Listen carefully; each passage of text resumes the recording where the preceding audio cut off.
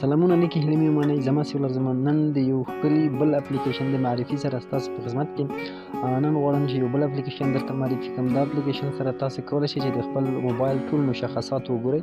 که چېرته تاسو غواړئ چې موبایل له چا څخه واخلئ نو تاسو کولی شئ دغه اپلیکیشن پکې انسټال کړئ او د موبایل ټول مشخصات وګورئ. نو دغه کوم اپلیکیشن چې دی د دوی د ډاونلوډ لینک به زه درته په ډسکرپشن کې کېږدم، کولی شئ له هغې ځای څخه یې ډاونلوډ کړئ. نو راځو پیل کوو. د اپلیکیشن نوم دی مای انډراید چې د پلی سټور کې شتون لري او د هغو څخه یې ډاونلوډ کولی شئ چې د ډاونلوډ لینک یې زه درته په ډسکرپشن کې ایږدم. وګورئ په مای انډراید کې تاسو څه کتای شئ. اصلا په مای انډراید کې تاسو کولی شئ چې په موبایل کې مو څه برنامې نصب شوي دي هغه په اسانۍ سره له دې ځای څخه حذف کړئ او یا وګورئ. سمه ده؟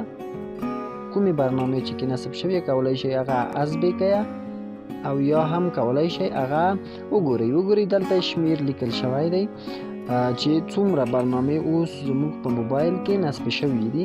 113 برنامې اوس مهال زموږ په موبایل کې نصب شوي دي او کولی شئ چې اصلا وښیئ په تاریخ د نصبېدو سره. سمه ده؟ بل اپشن چې دی میموري ده. په میموري کې تاسو کولی شئ چې د موبایل کومه حافظه ده هغه تاسو وګورئ چې څومره حافظه مکمله لري او که چېرته تاسو په موبایل کې بل هم اضافي میموري کارت شتون ولري نو د هغه حافظه هم هلته تاسو کولی شئ. وګورئ د موږ فری حافظه چې ده 12% ده او کومه چې ډکه ده هغه 88% ده. نو مکمله حافظه چې ده موږ مکمله د موبایل حافظه چې ده هغه 28 جی بي ده. سمه ده؟ نو دا د 22 جی بي په حساب دی. دغه دلته په دغو برنامه کې د سیستم نیول شوې حافظه نه حسابېږي. نو دغه موبایل 22 جی بي والا دی. که چېرته تاسو موبایل کې کمه وښوده نو ستونزه هم دلته ده چې د سیستم نیول شوې حافظه دلته په نظر کې نه نیول کېږي. بل چې دی کال سټوري ده. سمه ده؟ په کال هسټوري کې تاسو کولی شئ چې د موبایل کوم چا درته زنګ وهلی دی او یا هم کوم چا ته زنګ وهل تاسو غواړئ کولی شئ د دې ځای څخه وګورئ. سمه ده؟ بل چې دی کامره انفورمیشن ده. کولی شئ چې د خپل موبایل د کامرې هغه پکسل اندازه معلومه کړئ.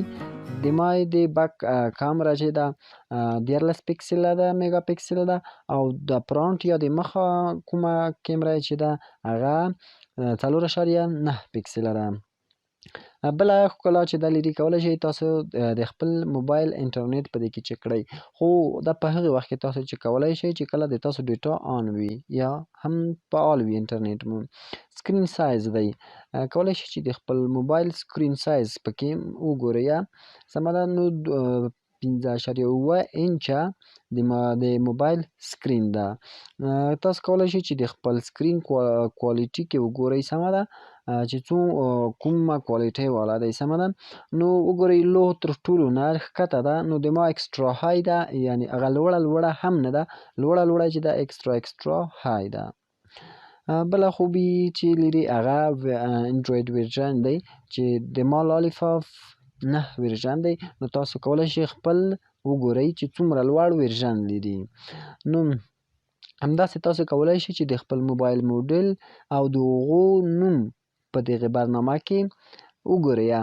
د دغه برنامې کوم لینک چې د ډاونلوډ دی په پلی سټور کې